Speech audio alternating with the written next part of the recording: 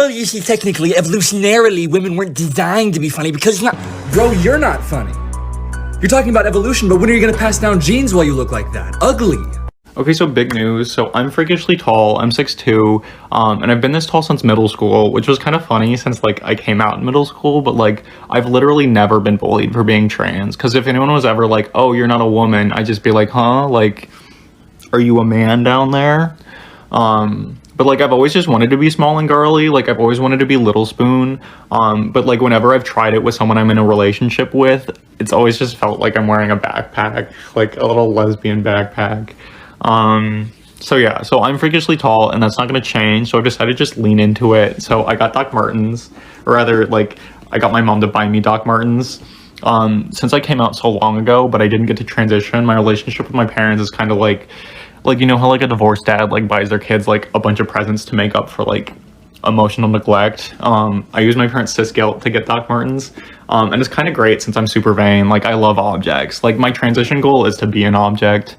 This is a quick pro tip for everyone out there who likes men.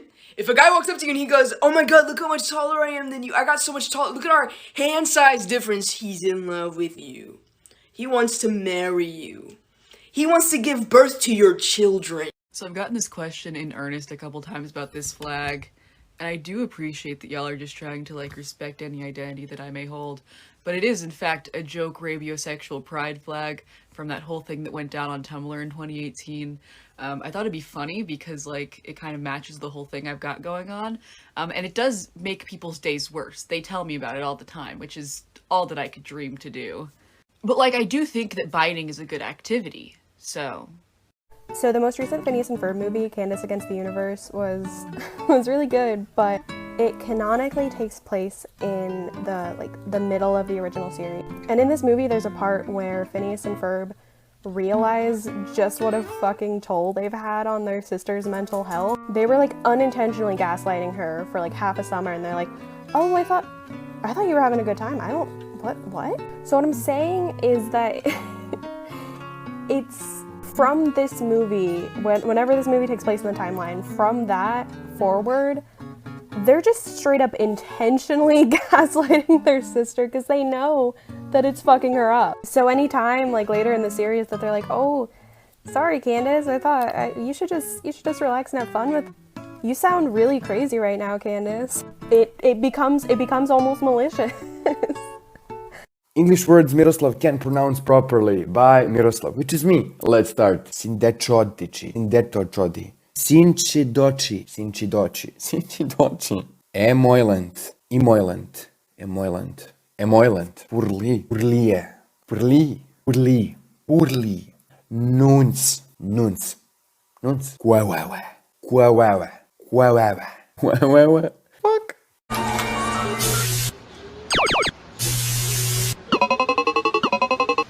Google, show me this guy's balls, please. Just making a wild guess about the demographic who follows me, I'm sure a lot of you have, you know, trauma and shit. And I'm sure that a lot of you have fantasies about taking revenge on people who've hurt you. So I just want to share some sage wisdom about the nature of revenge. Now, I'm not here to tell you that revenge is empty, because that's not true. Revenge feels great. I'm speaking from experience. Violent revenge is the best form of therapy you could possibly get. But there's one piece of wisdom I need you to remember on your quest for a violent revenge. You're doing this for you. The moment you start telling yourself things like, I'm doing this to make sure you never hurt anyone else, you gotta stop. If your priority was helping other people, you'd be finding more constructive solutions. You're here for yourself. Redemptive violence is for selfish, personal vendettas only. The moment you start telling yourself that you're doing violence for the sake of other people, you become a vigilante. And a vigilante is just a cop with fewer rules. And as we all know, cops are bastards. Don't be a cop. Lose some weight, fatty. You got diabetes. You're gonna die of that. Shut up! Oh my god, I hate when people say that, and their defense is always, well, I'm just looking out for their health. You know what's not healthy? Wanting to be dead. Shut up! I'm looking at, like, old pictures that I have in my drive, right? From, like, my old phone, my 3DS and stuff like that. Here's an example of what I look like. I just found lyrics, like rap lyrics. And it was supposedly Slender versus Freddy Fazbear, right? Let me just read these to you. Okay, Slender's part. I'm a snake spitting rhymes and poisons venom, so when I lurk in the shadows, you better pray you're not in them. Dang! I'll take your endoskeleton and rip it piece by piece. Then I'll send the parts back to your rip-off Chuck E. Cheese. Bro, I was ruthless. I'm Slenderman. I don't know who you think you are, but I'll stomp you in the face and bash your head in with a crowbar. Look! Bro! I was literally Eminem. It's here. Don't look at my hair. I just got out of the shower. Stop looking at it.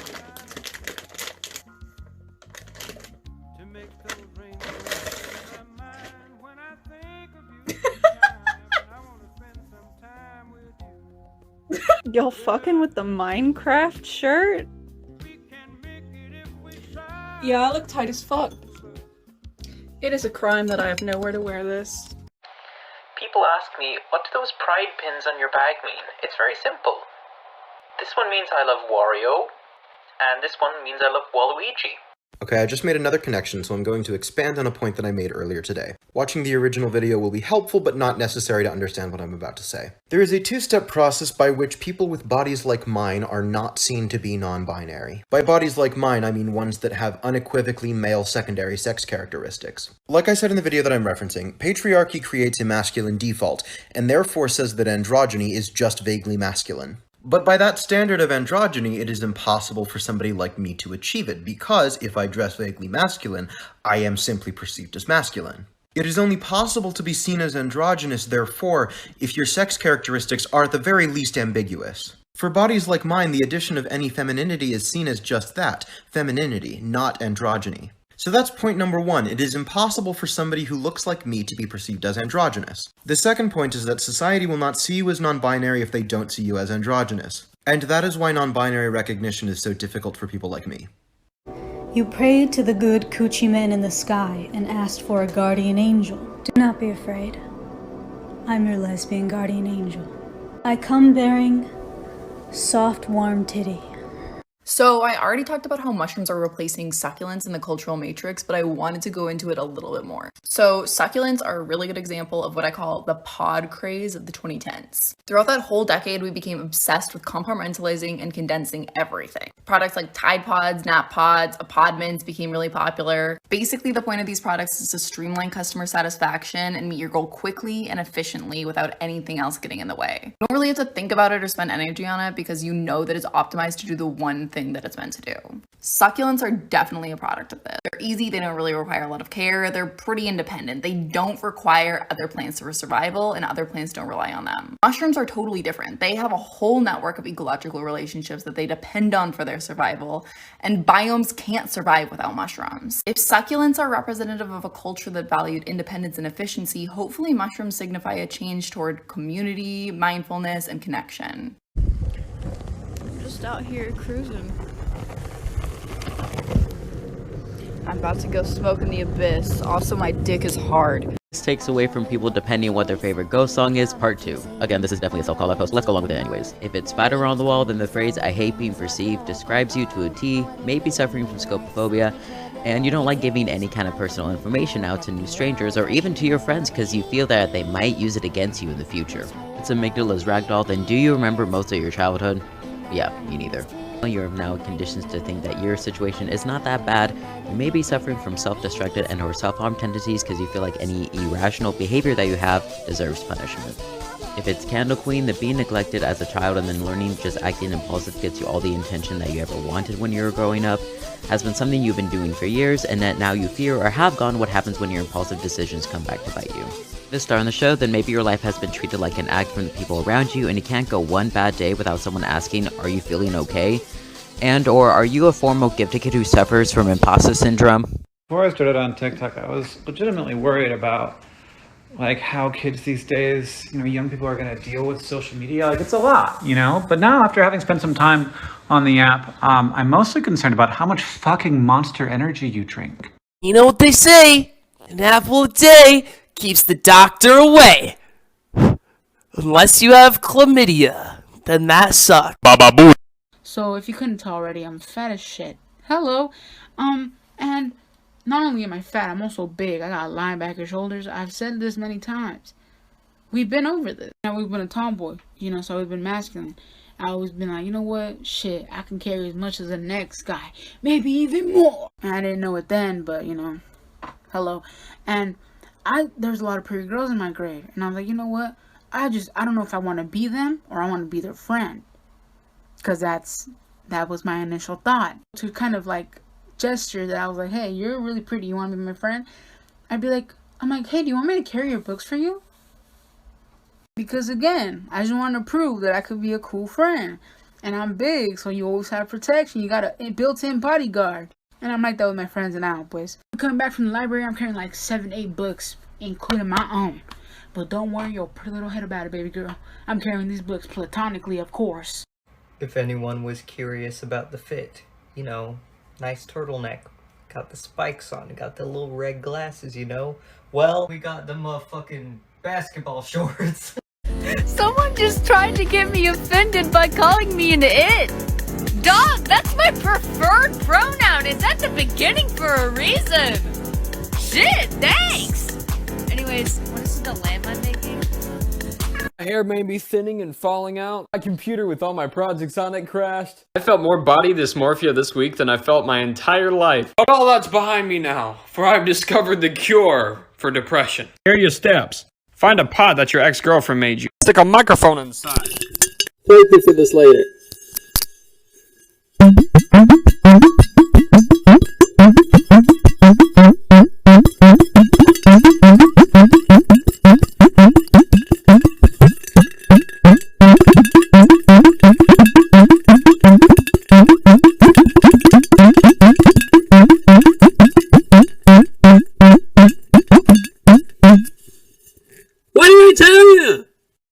This is a video about gender envy, something only trans people experience. Here.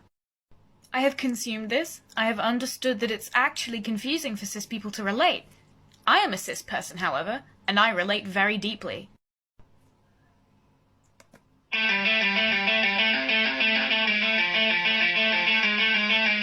Hello, this is a question that I've got very often, and I just wanted to address it in a singular video. So without further ado, here is what you sound like as a frog based on your favorite color. Starting off incredible, if your favorite color is blue, rock on, dude. But also, if you're a frog, you'd sound like this.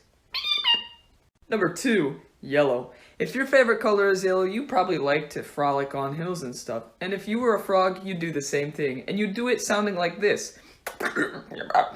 Classic green. If your favorite color is green, you're already halfway there. But if you want to go purebred frog, you can in 5 easy steps, which I will cover in the next video.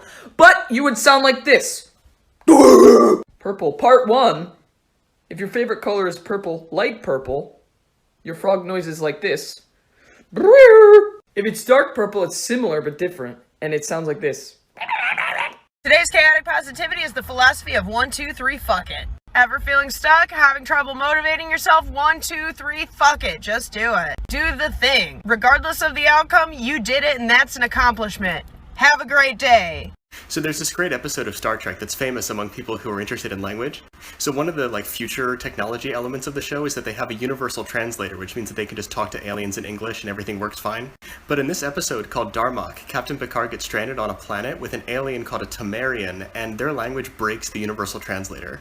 So he can still understand the words that he's saying, but the Tamarian is only speaking in metaphor, and so he keeps saying things like Darmok and Jalad at Tanagra, which is completely flummoxing. It turns out that he's referencing pieces of Tamarian mythology, and Darmok and Jalad at Tanagra is an example of two people working together to solve their problems. It's this really interesting concept that makes you think about how much metaphor we use in our languages here on Earth. Actually, lots and lots of our vocabulary is taken from mythological sources, like Greek mythology, for example. Words like hypnotize, odyssey, tantalize, narcissist, mentor, these all come from historical people or gods in Greek myth. So maybe the Tamarians were onto something after all. The quarantine is great because you learn new stuff about yourself. For example, today I've learned that I don't know how to pick handcuffs with a bobby pin. Why doesn't turning someone upside down work? It's not entirely clear that it doesn't. In fact, if you are choking and you are alone, There are a number of things you can do. You can like come up to the side of the table and like try to give yourself a Heimlich. This shirt is too slippery to try and do that. But one other thing is you can lay yourself over a chair. And if you get more upside down, you actually increase your chance of not dying. There are papers about this. They've done studies. This is the case for choking. I don't know if it's the same when it comes to like having a bunch of water in your lungs. That's a different situation that you're in. But I think the big reason why we don't teach people to like turn people upside down is that it's hard. Like, people are heavy, and many people you can't just turn upside down. But with babies, they actually do talk about like one of the things you want to do is make sure the baby gravity is assisting you when you're trying to get something out of a baby's airway.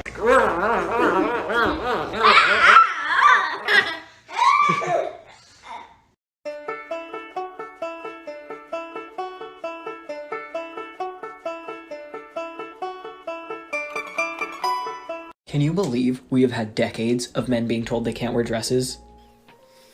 You know what? Yeah. He's right. I don't need to be held down by gender stereotypes. I'm gonna do it!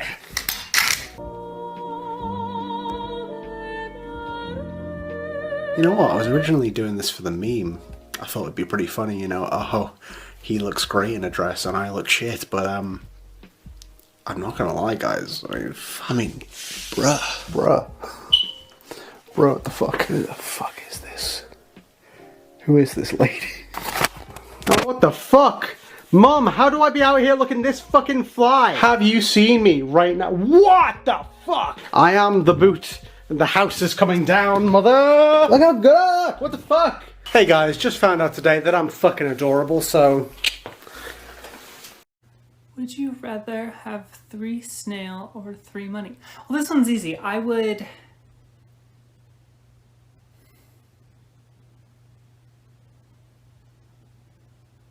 Maybe I'll come back to that one. I could really use 3 money, but it would also be nice to have 3 snail friends. I don't know how I'd afford to take care of them if I didn't have money, though. I'd be a single mother. I'd have to find some way to make it work. I'm not sure I'm ready for all that responsibility, but if I never put myself out there for anyone, I'll always be alone. I'll take the 3 money. So I'm often asked what my favorite word is, and I don't have a really good answer to this. I don't have one favorite word, but I do have lots that are interesting to me right now, so I thought I'd share them with you. The word lambent means glowing softly, and I just think that's a lovely word.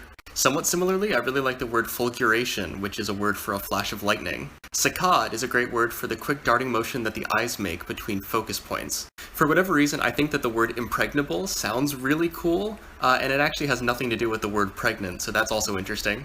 Okay, now moving on to words that are spelled really neatly. Okay, so there's a word chthonic, which means having to do with things dwelling in or under the earth. The word delium begins with the letters BD, which is one of the only words to do so in English. This is a kind of aromatic gum that you get from a tree. It's very similar to myrrh. Poetaster is someone who thinks they're a good poet, but isn't. To cogitate means to think deeply or ponder. I think that sounds really cool. There's bivouac, which means to sleep outside under the stars.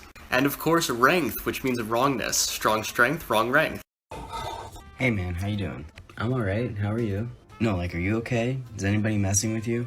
Yeah man, I'm good. Why do you ask? I just want to make sure that this isn't like that other place. This isn't like that other place, is it? Oh, no, this place is actually pretty great, actually. Thanks for asking.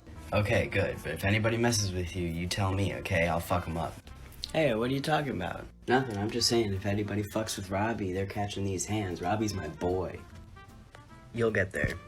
You'll find a place where someone you hardly know cares that much about you. You'll be okay, and you'll get there. You're way too beautiful, girl. Yeah, they only want to do you dirt. They'll have you suicidal. Suicidal. Alright, this is part 4 of 100% accurate what you need to hear based on your favorite trope from a clinical psych major.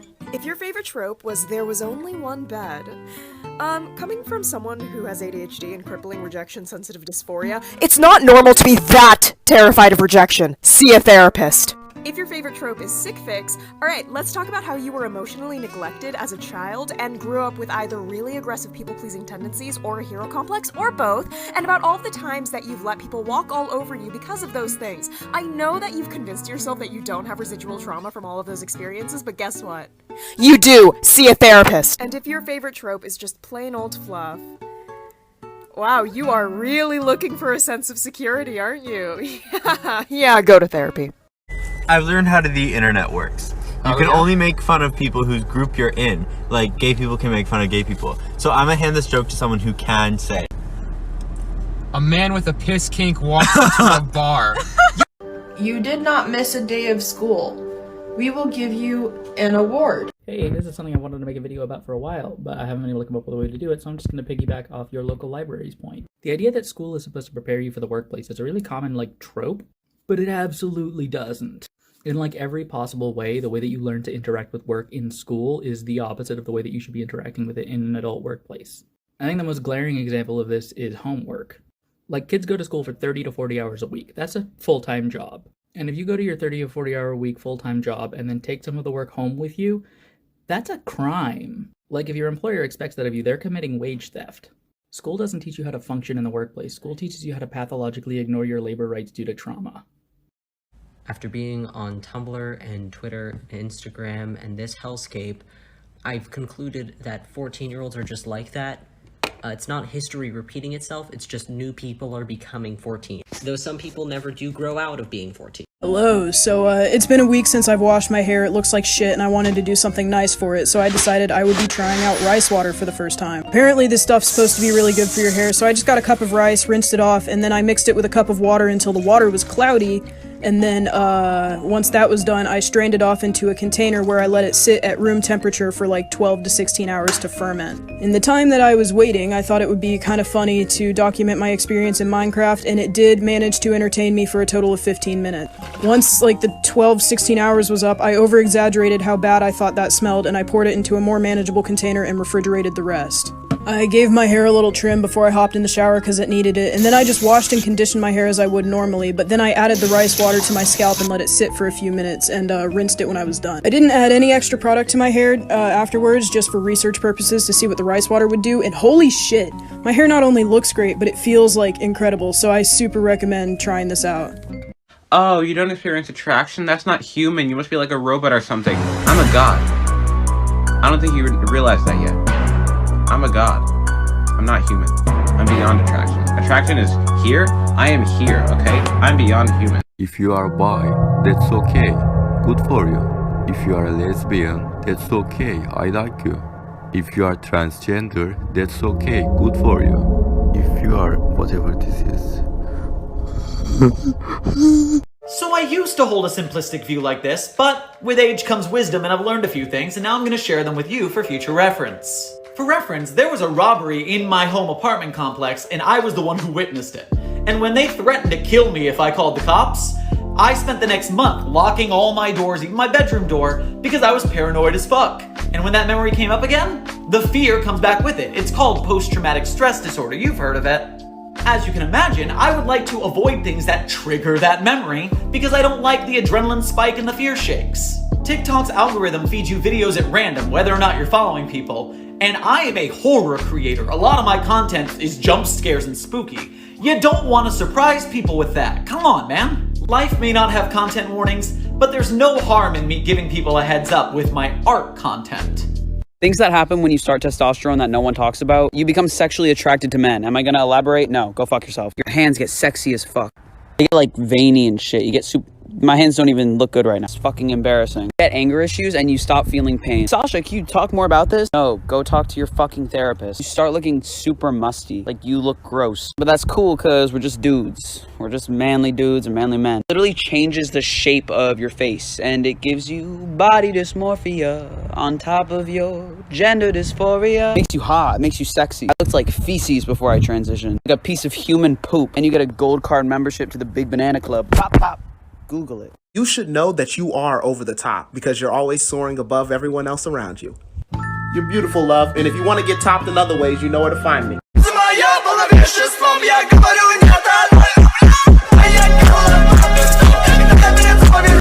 This is so swag.